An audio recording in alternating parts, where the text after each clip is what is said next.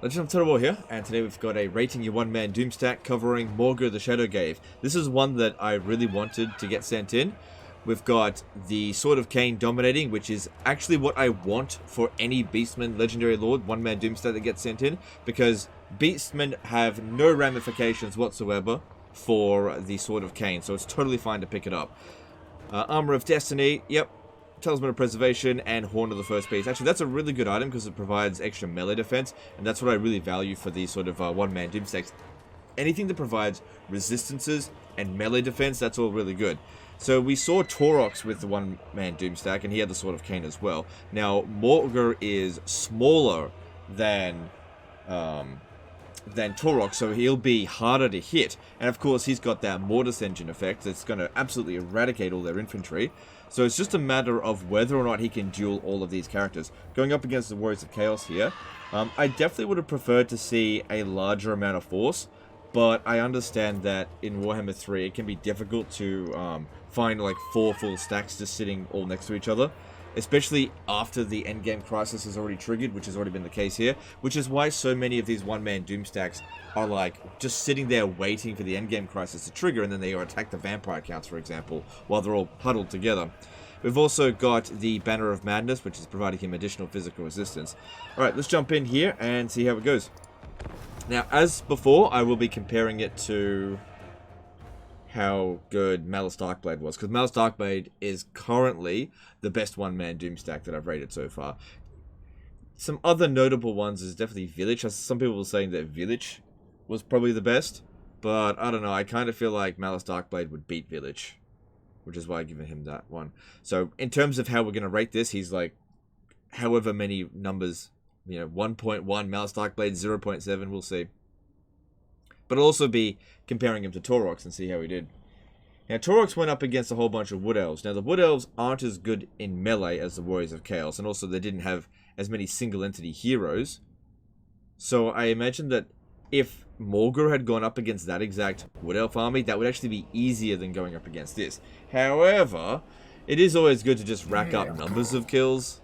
Kind of looks better, but he's just not going to be able to do that. It's on very hard battle difficulty. I already checked to make sure this wasn't trait farmed. It definitely was not. Sorry, trait farmed. Trait managed. Definitely was not, because he's missing a few good traits. He got most of the good traits that he needs, but he did miss 1 or 2. So if we have a look here, we got 56% ward save, 30% physical resistance. So that means 86%. Almost at the physical resistance cap. I believe he was missing Sigvald's defeat rate. We're going to wait for them to come in. We're the attacker in the situation, so we'll just let them get together. Yeah, he's missing Sigvald's defeat rate. If he had gotten Sigvald's defeat rate, he would have hit the physical resistance cap. But still, it's not that big of a difference. He's got regen. He's got Throp the Unclean's defeat rate. Wurzag's defeat rate. Archaon's. You see, in Warhammer 2, Morgr's magic resistance would heavily protect against the magical weapons. But in this, it's only spell resistance, which is nowhere near as valuable. Now, it would probably be better to fight in the trees, because that'll make their large units fight worse, but I'm just going to go straight in there.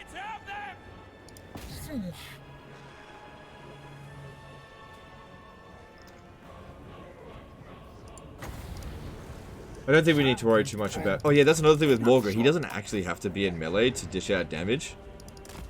He just has to be close to them. So he's like the strongest Mortis Engine effect that you can have. Got really high stats there, so you should be fine. What are they doing? Enfeebling foe? Yeah. We've got no other reinforcements to come in, so they should just start to crowd around him soon.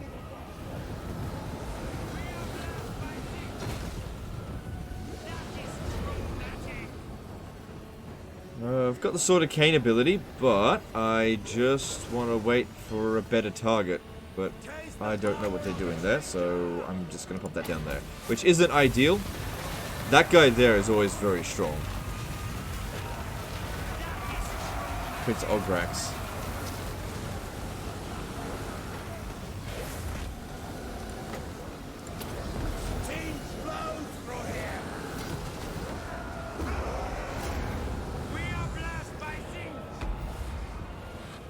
Alright, now that we've done some essentially spell damage to them, they should start crowding around us soon. So, in terms of... Ooh, hang on, somebody's hitting him really hard. Is that Prince Ograx? It's because of the flaming attacks, I think. Because he's... Yeah, maybe he should have gotten, like, Imric's defeat trait for the fire resistance.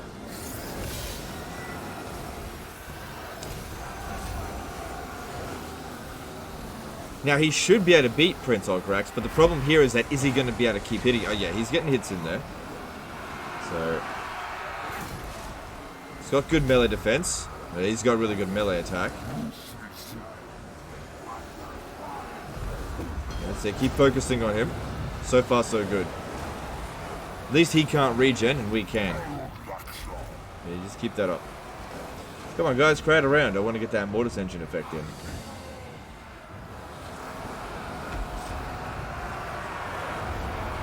That's it. More and more of them are coming in. That's good.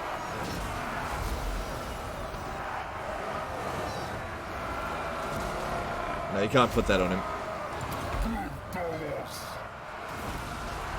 Keep focusing on Prince Ograx. Need him gone.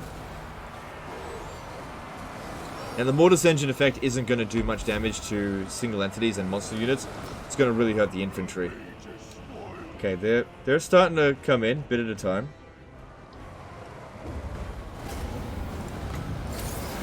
Alright. That's just part of Morga's ability. He just... Yeah, he causes a Chaos Spawn to show up. Keep focusing on Prince Ograx. The other guys over here... Hang on. This...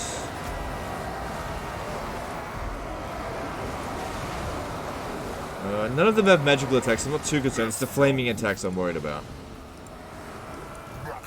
So yeah, I really should have gotten some fire resistance. But... Prince Ograx is just about gone. Good thing they didn't have the Banner of Eternal Flame. That actually would have been very helpful for them here. Oh, I should have done this. Too late now.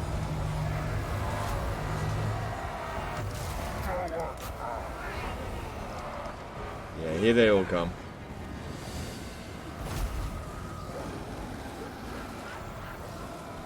Alright, this guy here, is he going to do anything nasty to us?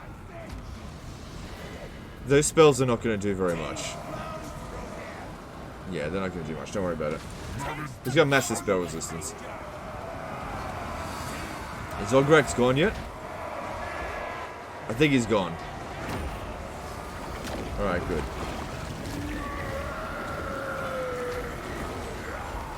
Okay, the Uncle Furnicle... Hang on, Uncle Furuncle... That guy will actually do a fair bit of damage because he has magical weapons. We should probably try to prioritize getting rid of him.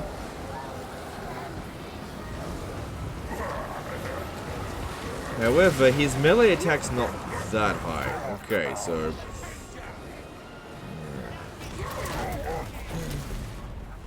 Well, he's unbreakable. We still got plenty of regen, but we're not regenerating quickly enough. But more and more guys are coming in.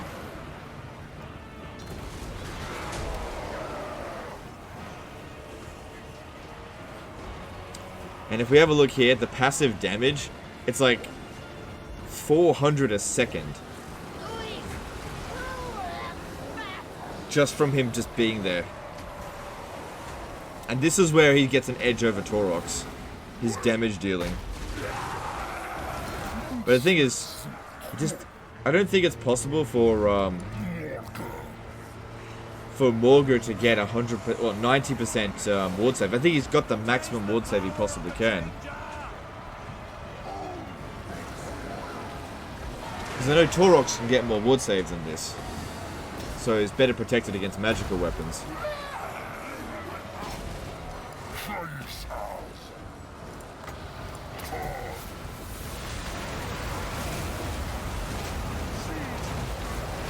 Oh, that was a good Sword of Cain right there. Alright, any more still to come in? Yeah, the last of them are coming in now. There's no more reinforcements to arrive. How you going for kills? 600? Cool. And the damage output at 150,000.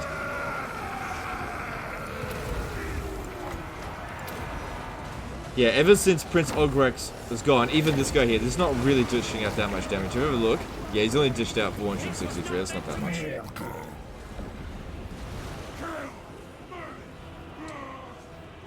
Okay, I could pop this down, but that would cause the army losses earlier, and I don't want that.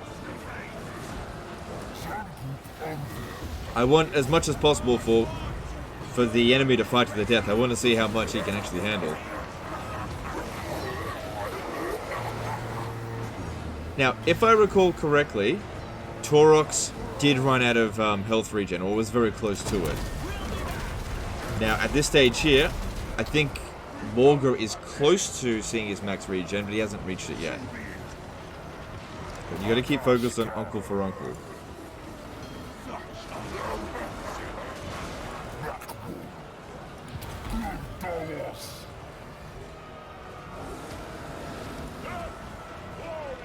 So you can see here that the Mortis Engine damage is doing about 5 per tick. Are there any guys in here that are getting affected by the Banner of Madness? No. Very hard battle difficulty, typically speaking. They're just not really affected by it that much.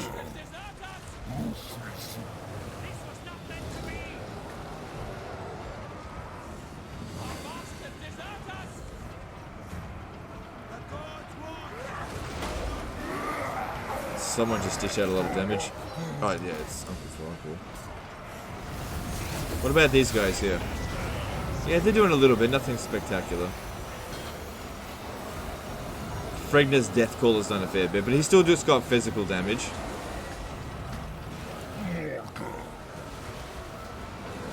Alright, I could use the Sword of Cain, but I kind of feel like that would cause the army losses.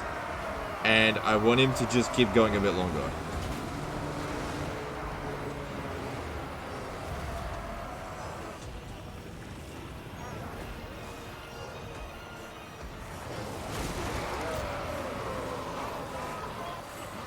Yeah, I kind of figured. There we go. Army losses.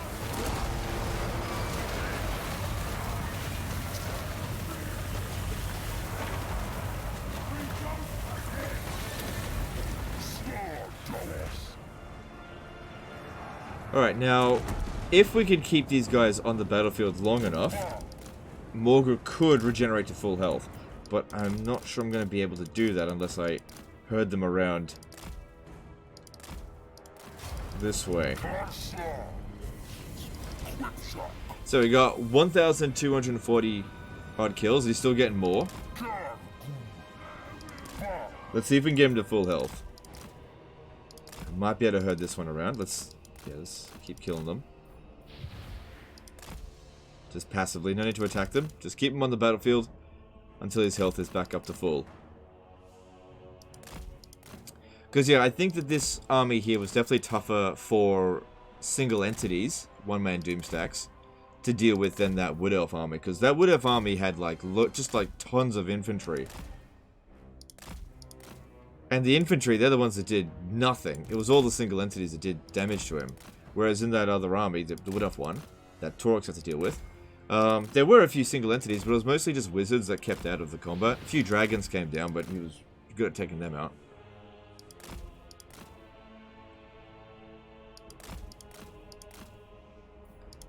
That's it. See, if you can get to full health, then, you know, that's... It's really hard to say if this guy is better than Malice. Like, Malice could have handled that. You know, the Malice that we saw. But I also know this guy here wasn't maxed out. Yeah, that's all. There's a stinkiness there, killing them off. His Mortis Engine effect is so powerful. Really is. And the fact that he doesn't even have to be in melee is just ridiculous. Like, if you're in a siege situation, all you gotta do is just park yourself underneath a gate and just wait until the battle's over. Like, just park him under a gate and then just walk away and do something else for, you know, 20-30 minutes. Come back, battle's done. Of course, that's pretty boring, but something that you could do.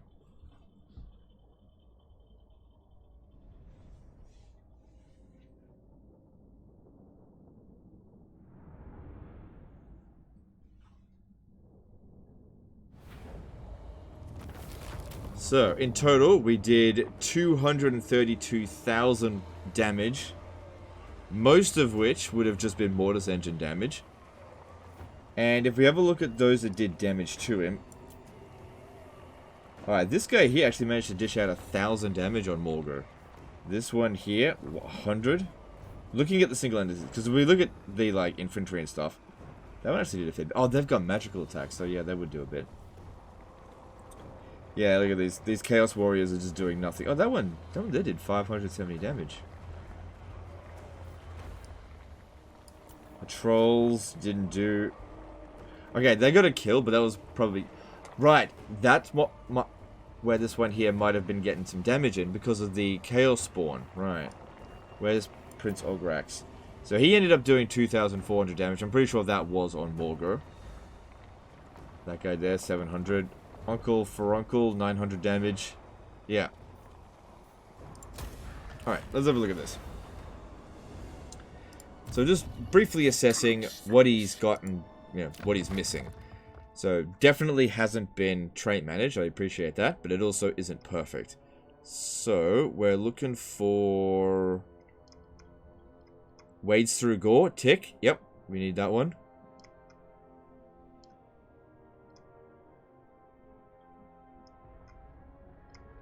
See, this is what it looks like if you just play the game normally, right? Just lots of, like, crap traits all over the place. Yeah, these are all useless.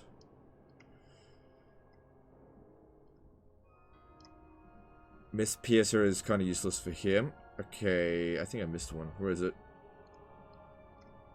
Didn't he have Wurzag's defeat trait? I could have swore I saw it. Could have swore I saw it. Or am I blind? I think I'm blind. Where is it? Because I saw Orcsbane, but that's not it. Oh, hang on. There's more further down this way. I thought that was the end. Okay, so yeah. Melee attack +2, not that big of a deal. Great Green Killer, yep. Physical resistance there. Doomslayer for 5%. Deep Cleaner. So, alright. He's missing Sigvold's defeat trait. 10% physical resistance would have gotten him to the cap. Krokgar's defeat trait would also be really useful for extra melee defense. Although his melee defense is already pretty good. Aside from that, you don't really need anything else. Maybe Nakai the Wanderer's defeat trait. The reason why I don't really care that much about melee attack traits is because his melee attack is already high enough that most characters he goes up against, he's pretty much going to have maximum hit chance. So going up against characters like Helebron and Valkyr that provide melee attack, you just don't really need it. Same thing with ones that provide a little bit of extra weapon strength. Like 20 extra armor piercing damage is just not going to make that big of a difference. What you want for your one-man doom stacks is loads of health, loads of resistances, loads of melee defense. Especially with somebody that dishes out damage without even having to do an attack animation. So, rating this. Let's have a look. What would I rate it in terms of how many Malice Darkblades is it? I don't think it's as good as Malice Darkblade, because Malice Darkblade in a duel would definitely kill this. No two ways about it, Morgor stands no chance. The Mortis Engine effect just wouldn't be able to get through Malice's hit points, and, you know, Malice has like twice as much health. Plus Malice has like the 90% ward save. He'd never stand a chance against it. In terms of who's got the greater killing power, I think Morgor has maybe slightly more damage output in a gigantic blob than Malice Darkblade as Zarkan, but it really comes down to the fact that Zarkan can stand and fight probably 3 or 4 times longer against tougher opponents than Morgor. But that being said, they're on similar tiers of one-man doomstacks. It just comes down to if there are characters with magical weapons and flaming attacks. So yeah, you should probably go and get Imric's defeat trait. That'd be really good to mitigate the fire weakness. Those kind of characters, that's where Morgor is going to fall back behind Malice Darkblade, who is just going to shrug off all of those attacks because it just doesn't matter because he's at maximum ward save. So in terms of how many Malice Darkblades he is, I'm going to say he's about 0.85 Malice Darkblades. Like, he's really good at dealing with infantry, but it's the duels that come into problems. That's how you take out Malice Darkblade. Malice Darkblade. Morgor the Shadowgrave. You send in a character with magical weapons and high melee attack, and just to smack him down. Because even with the maximum amount of ward save, you still can't block that much more than half of it. And what you really... like, there's a big difference between 56% ward save and 90% ward save. Essentially, Malice Darkblade takes about 1/4 to 1/5 the damage that Morgul does per hit.